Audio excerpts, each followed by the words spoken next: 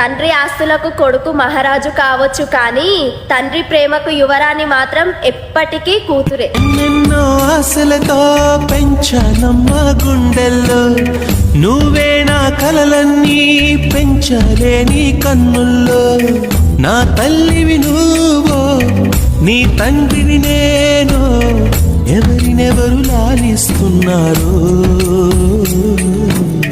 చిత్రంగా చూస్తుంటే నీ కన్నట్టు.